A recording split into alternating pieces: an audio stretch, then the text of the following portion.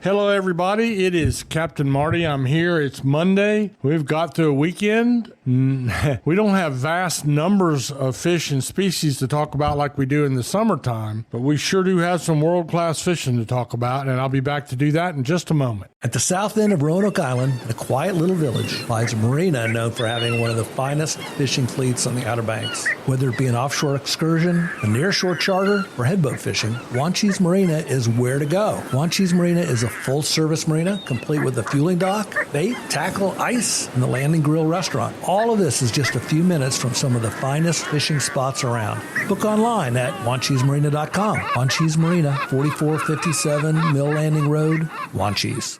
Ready to enjoy the Outer Banks the way it was meant to be enjoyed? Then you're ready to take the whole family to Jeanette's Pier in Nags Head. Start with a walk on the 1,000-foot-long pier to watch the sunrise or a reel in the catch of the day. Some of the best fishing on the East Coast is right here at Jeanette's Pier. Plus, Jeanette's Pier plays host to various events throughout the year, including professional surfing events. For the best day you'll have on the Outer Banks, go to Jeanette'sPier.net or give us a call at 252-255-1501. Jeanette's Pier, milepost 16.5, Nags Head.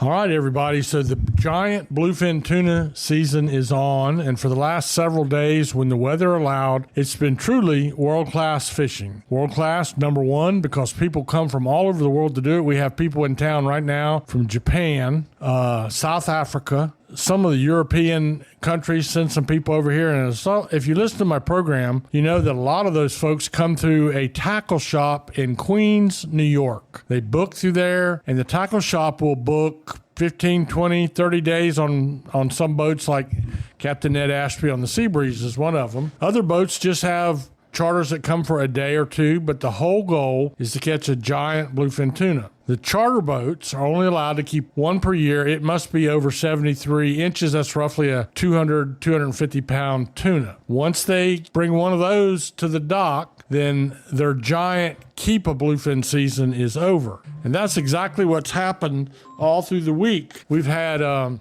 fish up to and bumping 1,000 pounds, 119-inch bluefin tuna. We've had quite a few of them in the 600 to 800 pound range, and this is, again, I'm speaking recreationally on the charter boats, and we've had also some on our commercial boats. A few of the charter boats are licensed to go out commercially without a charter, and in that case, you're allowed to keep one giant per day. Then the smaller bluefin tunas, you're allowed to keep one or two a day, depending on the size. There's a lot of legalities involved with all that. But the point is, some of the best bluefin tuna fishing in the entire world is going on right now off Oregon Inlet. These fish are 8, 9, 10 feet long. These are tunas. And you say, what do they do with them? Well, the ones that are brought to the dock are definitely, every ounce of them is eaten. Some of them do find their way to the fish markets in Japan, where they are worth a ton of money. You'll see all kinds of things on the internet. The going rate right now is as low as I've seen it in a long time, and I'm seeing a lot of fish in the $5 to $8 range, but we have seen them in the $20 range at times. It's world-class fishing, and there are a few yellowfins mixed in the Oregon Inlet fleet, and the Hatteras fleet, in addition to catching bluefins, has also been catching blackfin tuna and some king mackerel down that way, and some pretty good blackfin tuna fishing both deep jigging and regular trolling. So the weekend was good. All of us know we got some major cold weather moving in today and tomorrow.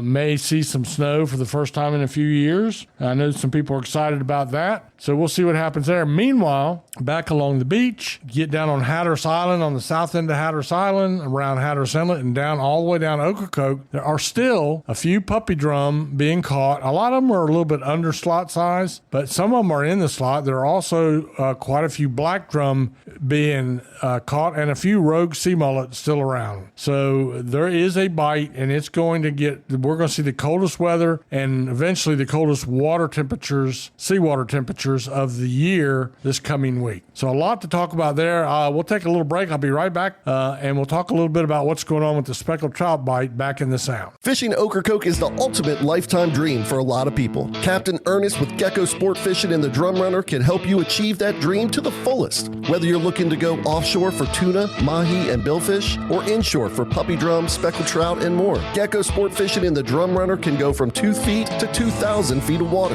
Full day, half day, and and evening trips are available. Call Captain Ernest at 252-921-0095. Gecko Sport Fishing and the Drum Runner. Make your Ocracoke fishing dream a reality. So, there is still a speckled trout bite to be had back in the Sound. Last week, I had the greatest visit with my sponsor, Ricky Radcliffe at Radcliffe Marine, and we put him, we ran bamboo spears under his fingernails to get him to talk, but he did tell us that there's still a speckled trout bite around, and those the fish are not like those great big 6 and 8 pounders, but they're deep, they're up in the estuaries, and it requires a slow retrieve. That's the key. Really slow retrieve. And you might, if you listen to our report on Friday, you probably also heard me say in a very difficult ditch, creek, the estuary, so it came off the Pamlico Sound as the estuary, then it turned into a creek, and then it turned into a ditch. And he got all the way up that ditch thinking he might find some winter speckled trout in there. He caught, I think he said 21 crappie on a mirror of all things. Normally that would be on a spinner, crankbait, or live menace, something like that. But that's something that perked up a lot of ears over the weekend. I don't have a weekend crappie report, but the time of the year is upon us. That fishing requires as much fishing skill in my mind as catching a 500-pound blue marlin in the Gulf Stream. So I've always respected those guys and try not to give away too much about what they're doing. But man, that's a good eating fish. Ricky was telling me how much he loves to catch those. So we still have speckled trout. There's the potential for some crappie. I did not hear of anything else. And we'll have to wait and see what all the cold weather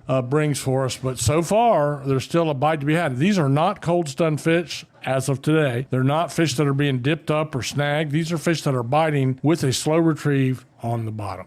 So that's all that went on. And thank you for those of y'all that supported and came out for the Hyde County waterfowl show over at Manasquite. They had a good turnout, a lot of fun there. And we'll keep you posted as we see what this weather means to our fishing. I hope you have a great day. Be careful if you're going out on the water. Don't take chances. No fish is worth having an accident over. And God bless.